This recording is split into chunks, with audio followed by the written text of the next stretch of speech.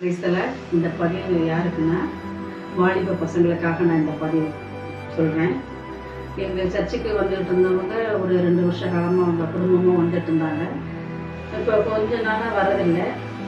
அது என்னன்னு தெரியல, அவங்களோட அது பிரச்சனை அது.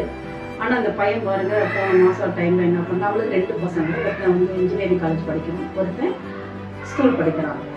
இந்த இன்ஜினியரிங் காலேஜ் படிக்கிற பையன் ஒரு பிள்ளையை லவ் பண்ணியிருப்பான் போல இருக்குது. அந்த பிள்ளைங்க வேணாம்னு சொல்கிறவங்க என்ன பண்ணிட்டான், இந்த ட்ரெயினில் மேலே போகிற கம்பி போய் பிடிச்சி கருங்கி இறந்தே போயிட்டான். ஆனால் அந்த பையன் இறந்தது வந்து யாருக்கும் 2 நாள் கழிச்சு தான் தெரிஞ்சிருக்கு. தாய் தப்பன் எவ்வளோ வேதனைப்பட்டிருப்பாங்க சொல்லுங்க.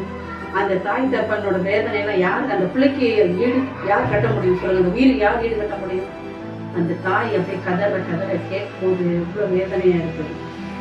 தகப்ப அந்த பிள்ளையை குறித்து எவ்வளோ நினச்சிருப்பாரு. பின்னாடி அவன் எப்படிலாம் வரணும், எப்படிலாம் அவனோட வாழ்க்கை இருக்கணும்னு அவங்க எப்படிலாம் நினச்சி படிக்க வச்சுருப்பாங்க. பிள்ளைங்க ஒரு நிமிஷம் சந்தோஷத்துக்காக இந்த பிள்ளைங்க நம்மள்கிட்ட பேசலேன்றனால இன்னைக்கு உயிரே போயிடுச்சு. இதனால யாருக்கு நஷ்டம்? பெற்றவங்களுக்கு தானேங்க நஷ்டம்.